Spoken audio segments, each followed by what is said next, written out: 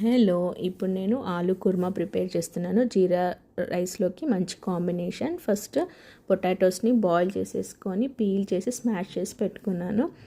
ఇప్పుడు కుక్కర్ తీసేసుకొని ఆయిల్ వేసి, ఆయిల్ వేడెక్కిన తర్వాత ఉల్లిపాయ, పచ్చిమిర్చి, మెంతం కూర, పుదీనా, కొత్తిమీర ఇవి వేసేసుకొని మంచిగా ఫ్రై చేసేసుకోవాలి.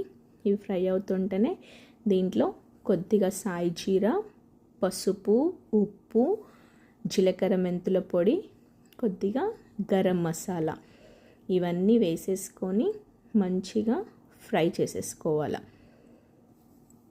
ఇవన్నీ ఫ్రై చేసేసుకున్న తర్వాత మళ్ళీ దీంట్లో కొద్దిగా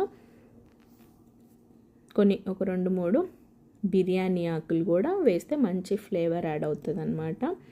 బిర్యానీ ఆకులు వేసిన తర్వాత కూడా మంచిగా ఫ్రై చేసేసుకున్న తర్వాత జింజర్ గార్లిక్ పేస్ట్, అల్లం వెల్లుల్లి పేస్ట్ వేసేసి పచ్చివాసన పొయ్యేంత వరకు కలుపుకోవాలి. ఇప్పుడు దీంట్లో కారం, ధనియాల పొడి, పెప్పర్ పౌడర్ ఇవి వేసేసి మంచిగా కలుపుకోవాలి. కారం పోపులు వేస్తే ఏంటంటే కర్రీ రెడ్గా మంచిగా ఉంటుంది అన్నమాట.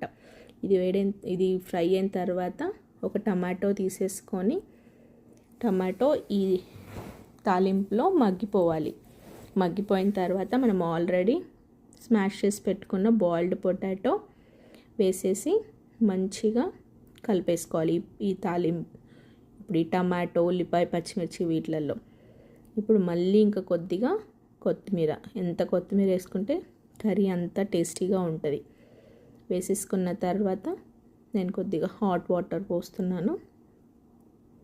ఎందుకంటే ఆల్రెడీ బాయిల్ అయింది. కొద్దిగా మనం హాట్ వాటర్ పోస్తుందంటే అవన్నీ తొందరగా మగ్గిపోతాయి. ఈ పొటాటోస్కి కూడా మంచిగా కుర్మా అనేది మంచిగా పట్టుకుంటుంది. ఇప్పుడు దీంట్లో నేను ఒక స్పూన్ ఆమ్చూర్ పౌడర్ వేస్తున్నాను.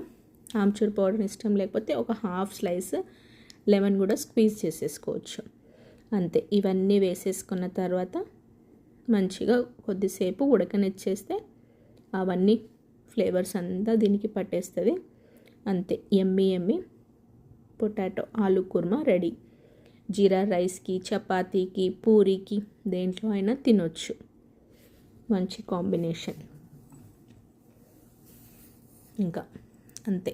సిమ్లో పెట్టేసి మంచిగా మగ్గనిచ్చుకోవాలి. ఆయిల్ తేలేంత వరకు ఉంచుకొని బంద్ చేసుకోవడం. అంతే. సింపుల్గా ఆలు కుర్మా టేస్టీగా ఇలా రెడీ అయింది. Thank you.